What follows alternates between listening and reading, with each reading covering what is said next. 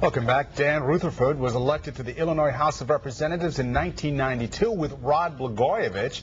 Rutherford later went on to become a state senator. Ironically, Rutherford was part of the same judge and jury that ended up convicting the former governor, and he joins us this morning with his reaction to Blagojevich's new book. And what's ironic, I think, in all of this is that you were part of the freshman class back in 1992 that got into the House of Representatives with Rod. So what's your thoughts about everything right now with this book? Well, you know, as we started off as freshmen together, you sort of got this innocence, this newness about the process. And he's an affable type of guy. You'd kind of enjoy being around.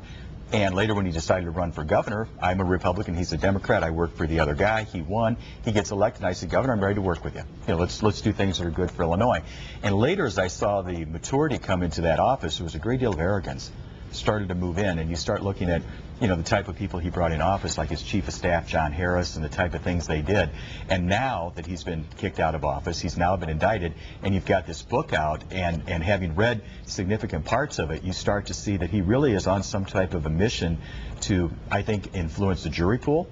I think he's out, obviously, to instill his innocence, but it also, I think, it still continues to show the arrogance that set into the governor's office. A lot of people are saying that among the excerpts from the book are giving you an idea of what his defense is going to be. Essentially, he's saying, hey, I didn't sell President Obama's former Senate seat. That was a political deal so that I could help the state of Illinois. Right. I read that part as well, talking about trying to cut a deal with a Madigan so that he could try to get some package of legislation through.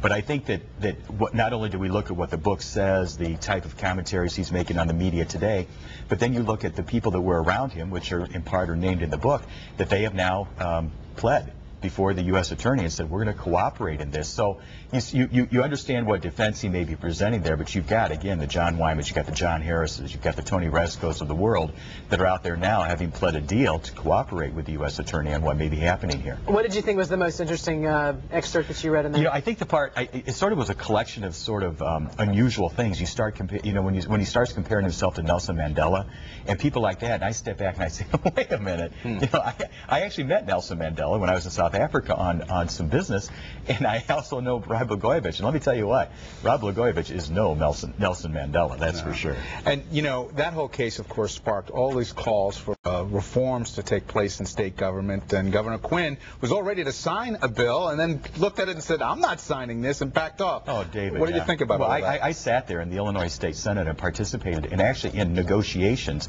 here in Chicago with some of the leadership in the Democratic Senate to try to come up with a consensus piece of legislation for ethics reform. When the bill came forward, it was a total disaster. And for Governor Quinn to stand there before the Illinois State Senate and say this is landmark legislation, well, obviously, as he started to get more pressure from the people that really understand it, he finally wound up totally vetoing it, Why can't we get an ethics reform bill that everyone can sign on to? I'll tell you exactly why. In my opinion, it's because we've got one party in control. The Democratic Party has control of the House and the Senate, and they jammed that thing through. It was bad. It was terrible. The whole Collins Commission, no one liked it, and they did it because they could. And this is in part what concerns me about the attitude. I saw your clip with Nancy Pelosi earlier talking about the health care program in Congress.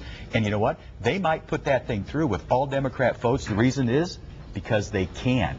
Going back to what you said. I just have to do the flip side so that we're fair-handed. You know, Pelosi and other Democratic leaders say the only reason is the Republicans aren't putting a plan that everyone's backing on the table. That's completely There's wrong. No other table. Completely wrong. Completely wrong. Mark Kirk has already presented a plan, and if you haven't or will be having him on here, he's already presented a plan as an alternative to it. There are plans. Exactly, and that's my point. The same thing goes back to the ethics bill that was before the Illinois General Assembly. There were total alternatives. In fact, the Collins Commission that Quinn appointed, their legislation was not even introduced in the Senate by the Democratic Party. It finally took the Republican leader of the Senate to introduce that plan, and it did not get a debate. I think part of the problem right now is you've got one-party rule that because they can, they do. And you really need to have a little bit more of a participation, a cooperation. I think government is better, and the people of Illinois are better served by that. Well, Senator Rutherford, thanks for coming in this morning. You were here last night.